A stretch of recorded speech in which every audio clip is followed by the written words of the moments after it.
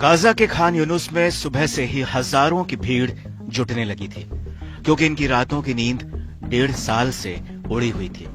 सुबह का इंतजार इस वास्ते था कि अपनों को तरसती आंखों के लिए खूबसूरत लम्हा आने वाला था। अलग अलग कैद से निकलकर जिंदगियां अपने अपने घरों की तरफ लौटने वाली थी। जेल किसी भी मुल्क की हो, वो कैदी की कभी हो नहीं सकती है। बंधकों की रिहाई और बंधकों की अदला बदली की तैयारी पूरी की गई। तनाव चरम पर था, क्योंकि कभी भी कुछ भी हो सकता था।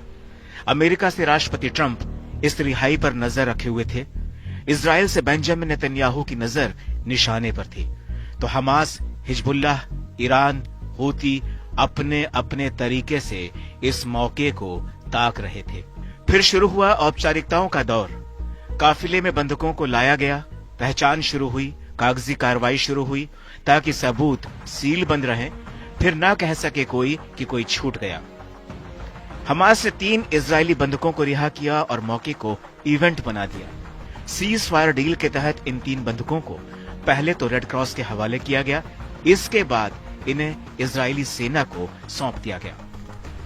हमास ने 369 फिलिस्तीनी कैदियों और बंदियों के बदले में 3 बंधकों को वापस किया। हमास के इस कदम से 42 दिनों के युद्ध विराम के खत्म होने से पहले समझौता टूटने का जो एक डर बन गया था, वो खत्म हो गया। लोगों ने राहत की सांस भरी।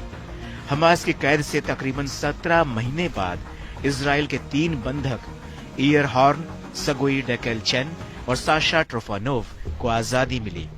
हालांकि कुछ दिन पहले बंधकों की रिहाई का मामला अटक सा गया था।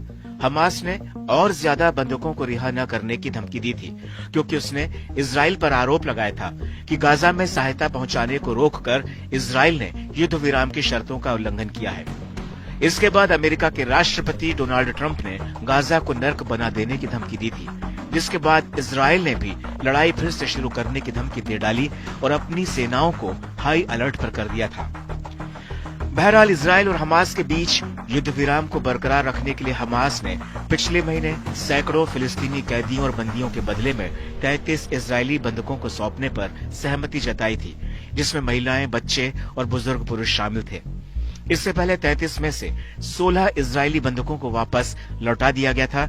अब 3 लोगों की रिहाई हुई। इसके बावजूद गाजा में अभी भी 73 इजरायली बंधक बचे हुए हैं, जिनमें से ये नहीं मालूम कि कितने जिंदा हैं और कितने नहीं। हमास अब तक इजराइल के 19 और थाईलैंड के 5 बंधकों को रिहा कर चुका है। आईडीएफ का कहना है कि रिहा किए गए तीनों बंधक 498 दिनों के बाद इजराइल वापस लौटे हैं। हालांकि अभी भी बंधकों की रिहाई के बावजूद तनाव चरम पर है। खुद अमेरिकी राष्ट्रपति डोनाल्ड ट्रंप इजरायली बंधकों के साथ हुई ज्यादतियों को लेकर बेहद नाराज हैं। उधर बड़े पैमाने पर विरोध प्रदर्शन भी हो रहे हैं। तो वहीं गाजा को लेकर ट्रंप के प्लान ने भी खाड़ी देशों में खलबली मचा दी है।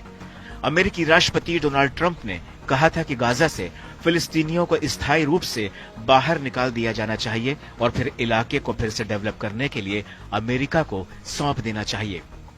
फिलहाल अमेरिका इस प्लान पर चुप है, लेकिन आने वाले समय में गाजा में नया गदर देखने को मिल सकता है।